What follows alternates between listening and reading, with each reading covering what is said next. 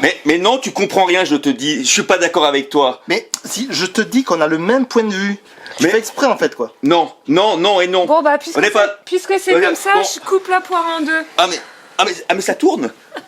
Ah mais en fait, tous les trois, on est platistes et on a la foi.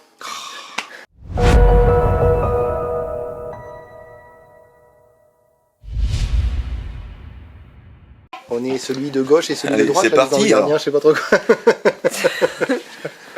les petits amis. On t'a pas vu. Ouais. On t'a pas vu. Vas-y. Shabbat Shalom. Bienvenue sur Shabbat Inspiration Shalom. Natsarim. On avait l'élan aujourd'hui de vous faire un petit témoignage. La question est comment la Terre plane a influé sur votre foi? Et bah du coup on va commencer par toi, Franck. Ok. Eh bon, shalom à tous. Alors, comment la Terre plane a-t-elle évolué dans ma foi? Ce qu'il faut dire, c'est que j'ai toujours mis mes croyances à la première place dans ma vie, ma croyance en Dieu. Et en fait, c'est vrai que je me suis toujours interrogé par rapport par exemple, au royaume céleste.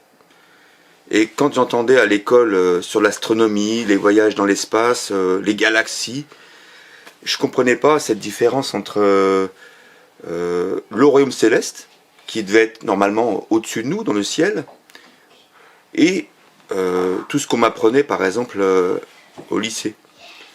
Et finalement, en lisant la Bible, eh bien, en fait, je me suis rendu compte que le firmament existe, que la Terre plane, attention Jolane avec que la Terre plane, eh bien, en fait, m'a convaincu qu'elle est vraiment indiquée dans les Écritures différentes façons. Et ça m'a vraiment convaincu personnellement de croire que le royaume céleste est vraiment là-haut dans les cieux. Donc on est d'accord, Anne-Sophie et Jordan, c'est vraiment une question de foi. Quand on a décidé de faire cette vidéo, d'ailleurs, on a décidé de discuter un petit peu entre nous. Nous trois, on a la foi, mais tous les gens qui sont platistes n'ont pas forcément la foi en Écriture ou en Dieu. Et en fait, l'un va avec l'autre, je pense. Voilà. Donc ça pour moi, ça a vraiment renforcé ma foi de ce côté-là. En étudiant les Écritures, je me suis rendu compte d'une confirmation complète de toute, on va dire, de toute l'élaboration de la Terre plane et de tout ce qui a pu être dit, même prouvé scientifiquement par la pratique, quoi, de tout ce que j'ai pu voir, notamment sur tes vidéos, Anne-Sophie. Voilà. Ça, c'est le témoignage que je voulais apporter par cette vidéo avec vous. Tu passes le bâton de parole? Ouais, à Jordan. En quoi moi... Approche-toi Jordan, t'es hors champ. Voilà. Bien vu. Merci. Voilà. En quoi la Coucou les petits amis. Terre plane a changé ou a fait évoluer ma foi, c'est ça. Hein. Je dirais que bon, la Terre plane, ça fait un choc. Voilà, ça c'est sûr, ça fait un choc. Ça fait partir sur quantité de réflexions qui mènent à comprendre que il y a des mensonges de tous les côtés, dont le globe, qui est quand même un gros mensonge. Certains disent le plus gros, mais en fait, il y en a plein de gros, celui-là, c'en est un. Ce mensonge mène à d'autres, et puis au bout d'un moment, on se sent forcément obligé de déconstruire des choses dans notre tête. Moi, c'est ça qui s'est passé chez moi, comme j'imagine comme nous tous en fait ici. Je dirais que la Terre plane, ça m'a obligé à faire preuve d'humilité, à faire preuve de modestie et à déconstruire mes propres croyances, à identifier là où étaient les problèmes, ce qui nécessite d'identifier que par exemple il y a un minimum complot contre la vérité, un minimum. Donc il y a des manipulations diverses et variées, autant sur les croyances, les compréhensions, voilà, je ne sais pas, un tas de choses, que sur d'autres aspects de la vie aujourd'hui. Et tout ça, moi, m'a mené sur le fait que mes propres croyances, puisque j'étais dans le mode chrétien, malgré tout, à déconstruire ça pour m'apercevoir qu'en fait, il y avait plein de choses qui étaient très, je sais pas comment dire, Bon, déjà pas en accord avec la Terre plane, voilà, mais aussi, je sais pas, je dirais matérialiste, des choses comme ça, voilà, pour se réorienter sur, non pas un espèce de schéma évolutionniste, héliocentriste, etc., mais plutôt sur, ok, on est un objectif central dans l'univers, on est dans du géocentrisme. Donc forcément, ma vie est impactée. Je suis, comment dire, dans l'œil de la caméra d'une certaine façon. Voilà. Donc à partir de là, ben, oui, j'ai beaucoup remis en question mes croyances et c'est ça qui me fait arriver dans le même schéma qu'on est tous les trois aujourd'hui, avec des différences malgré tout de point de vue, c'est normal. Dans le schéma Natsarim, ou en tout cas la réinformation dans le christianisme, en tout cas c'est comme ça que je le définis tout simplement. Voilà, je ne sais pas si j'ai beaucoup d'autres choses à dire, mais effectivement, cette nécessité de remettre en question, puis au bout d'un moment de se dire, ok, ma conception d'un créateur, de multiples divinités, d'une seule, etc. Bref, tout ça est à remettre en question parce qu'il y a des choses qui ne sont pas cohérentes. Tout comme le schéma de la cosmologie qui finalement a beaucoup d'importance. Je pense qu'on est tous d'accord avec ça. Oui, c'est vrai. Rien ne va pas sans l'autre, quoi. En fait, l'un ne va pas sans l'autre. Et toi, Ouais. Anne-Sophie, alors? Et toi? Eh bien, c'est vrai qu'on vient pas des mêmes endroits, hein, tous les trois. Moi, je ne connaissais pas vraiment les Écritures avant la Terre plane. C'est la compréhension de la cosmologie de la Terre plane qui m'a amené à la cosmologie biblique, qui, elle, m'a amené en partie, avec d'autres facteurs, à accréditer les Écritures et à y prêter un peu plus attention. Donc, clairement que d'un chemin spirituel où tout est intériorisé, où tout est spiritualisé, tout est philosophé, allégorisé, imagé, métaphoré, eh bien, le fait de vraiment m'intéresser à ce que disaient les Écritures, et dans cette nouvelle compréhension de la cosmologie, ça m'a permis de les approcher avec ce regard, et du coup de comprendre ce que c'était que la bonne nouvelle, ce que c'était la descente du royaume divin sur terre, de comprendre en fait l'aspect littéral de ce qui nous est annoncé. En fait, pour moi, ça a permis vraiment d'enlever tout un tas de filtres, de voiles, de philosophie en moi pour être de plus en plus proche de la vérité. Donc pour moi, la Terre plane, ça a vraiment été, pour être très brève, vraiment un gros karcher de ma conscience et de ma logique. Ça m'a permis vraiment de réhabiliter un mode de pensée très précis et qui se méfie, qui est très vigilant par rapport à cette tendance qu'on a à l'intérieur. Ah, j'entends ça, ça me plaît. Ah bah je vais y adhérer. Mais ça nous plaît ou on y adhère, enfin je pense qu'on fait tous ça parce que ça sonne bien à notre oreille. Eh bien la Terre plane nous montre à quel point on fonctionne comme ça et que c'est pas comme ça, c'est pas en fonctionnant comme ça qu'on approche la vérité. La vérité, ça demande une diligence, c'est précis. Je suis passée du chacun sa vérité à waouh, il y a une vérité absolue. Il y a quelque chose qui n'est pas subjectif vraiment moi ça m'a remis les pieds sur terre dans ma spiritualité. Donc c'est comme si pour moi la terre rejoignait le ciel en moi, mais dans quelque chose qui prend du coup beaucoup plus de puissance que dans quelque chose qui est ultra spiritualisé, où tout est vibratoire, où tout est qu'une question de conscience, une question d'éveil ou d'ouverture de conscience. Eh bien, la Terre plane m'a permis tellement de faire le tri dans tellement de choses. C'est fou parce que c'est quelque chose qui est très concret, Chouette. Qui est très empirique, mais qui touche tellement dans la spiritualité, surtout quand on accrédite le Christ ou Christ. Eh bien, effectivement, quand on se rend compte de la quantité de mensonges dans ce qui nous est donné, dans notre représentation du monde, alors on est complètement légitime à se poser la question, mais sur quoi d'autre on nous ment? Et donc c'est vrai que cette question-là, elle est fondamentale, parce que quand on passe au crible toutes les choses auxquelles un jour on a accepté d'adhérer, Eh bien, il n'y a pas grand-chose qui résiste à l'épreuve, au test.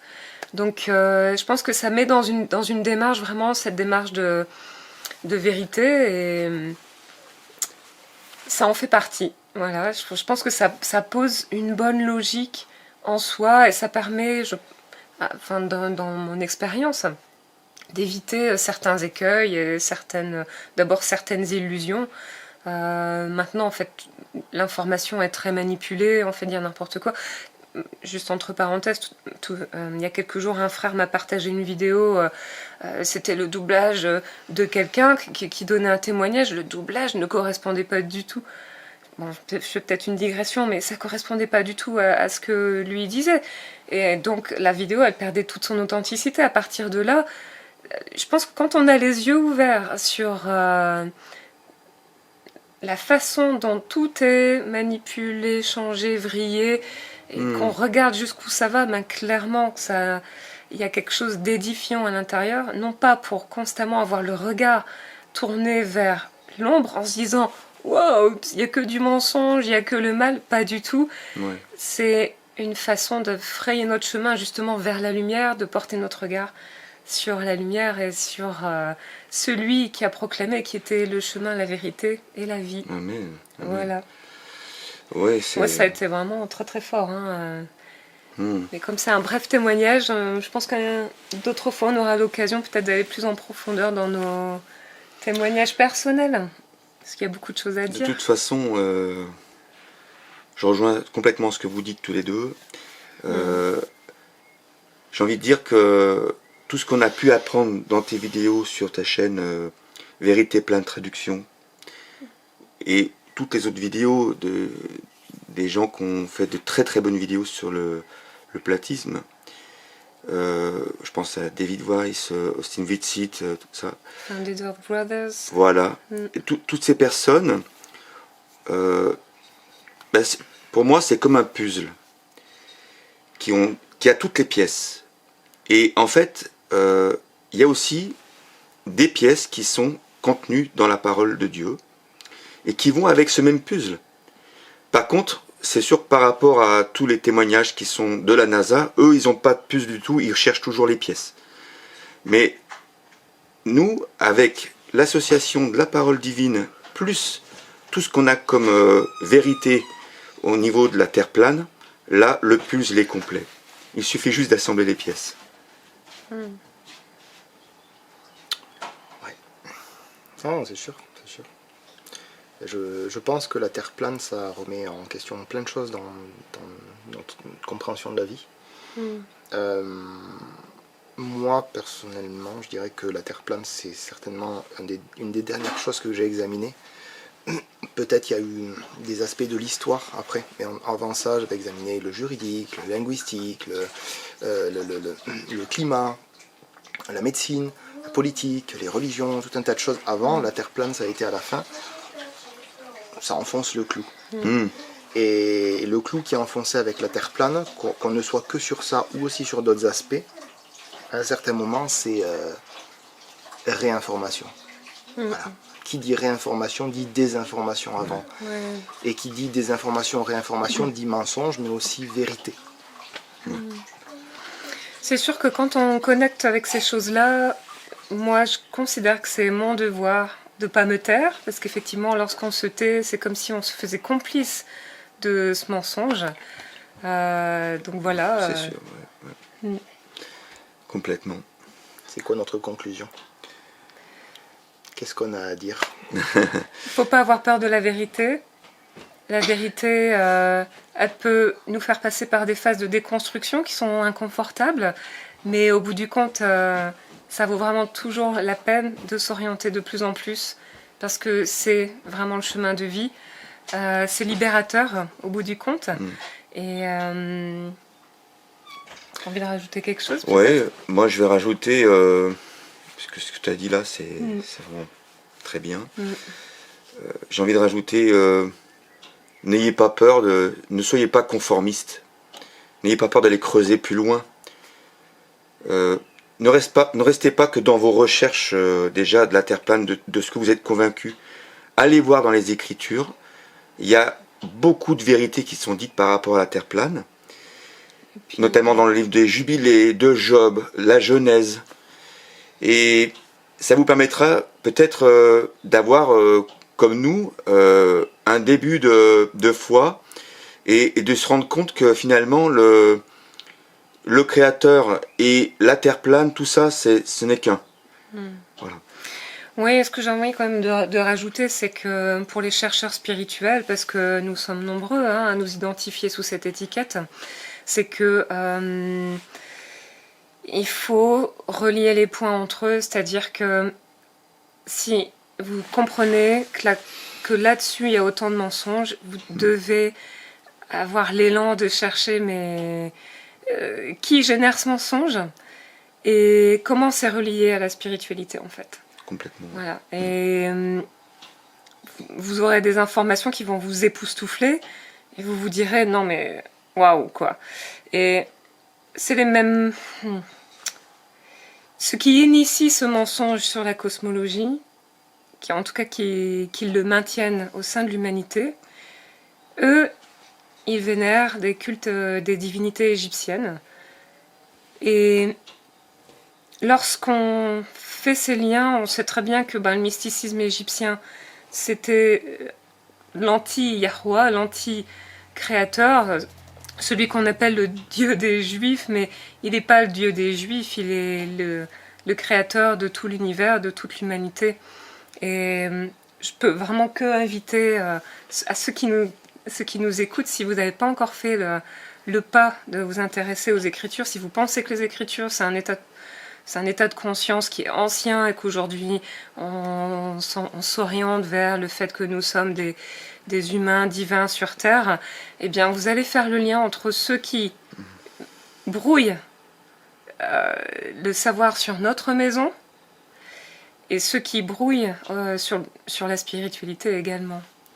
Voilà, j'en dis pas plus, pas trop longue. Mais... C'est pas toi, Jordan, qui m'avait dit qu'ils nommaient toutes les fusées, d'ailleurs, de noms de dieux grecs, de divinités. Ouais, tout à fait, c'est pas toi qui m'avais dit ça? sûr, Non, ouais. c'est pas moi. Mais Ça doit être Ronan, alors.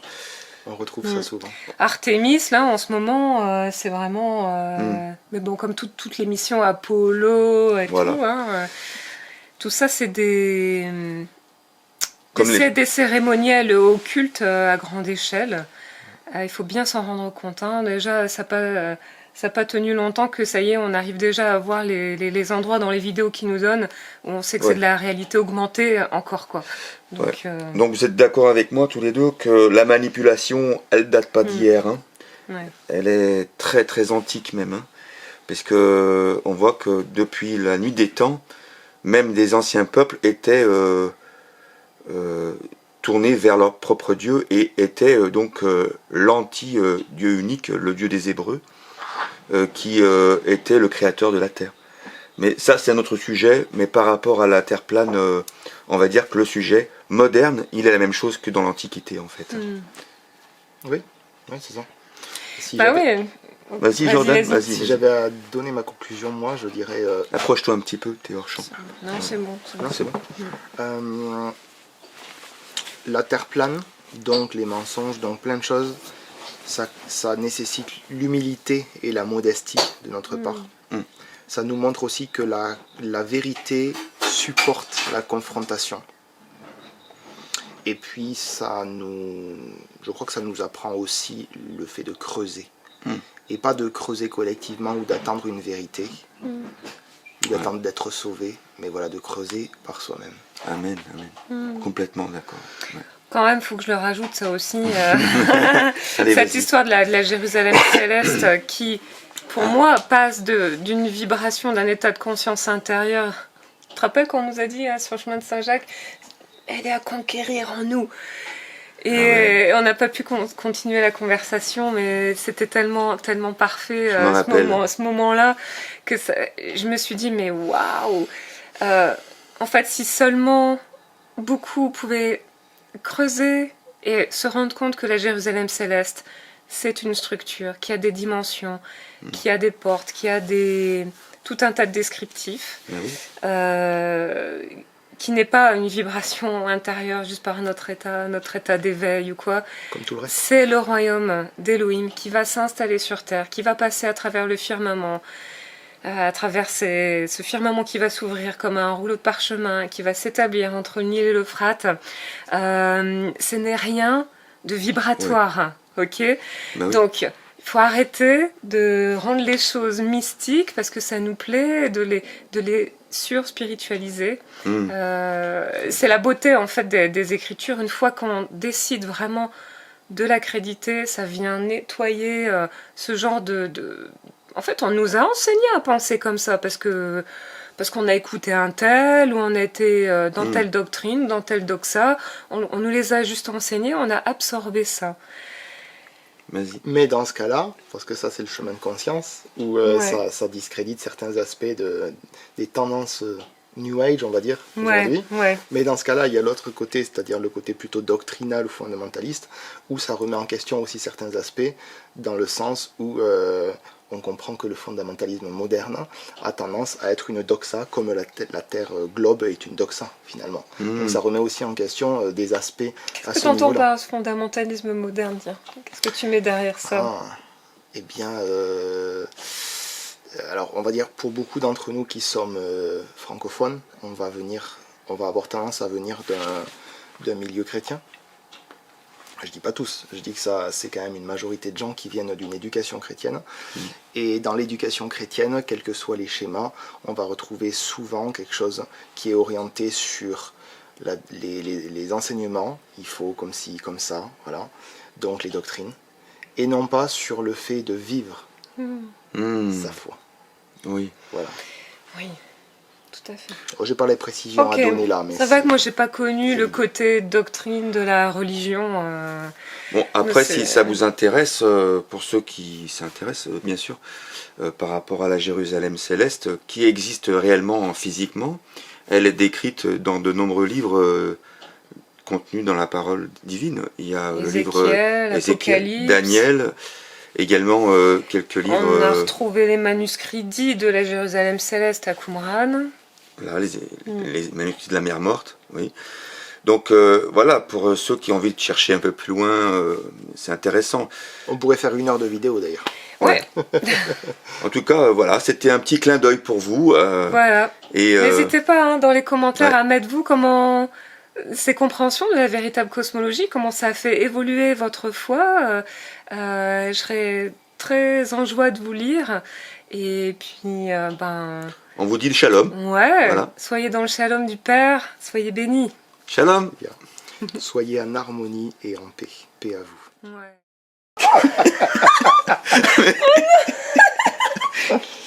Oh non, Aïe aïe aïe aïe. oh, il est foutu. Non. Bah si, regarde le trou que ça fait. Bon, il était foutu de Bon, toute c'était pas façon. le Hein, premier mais-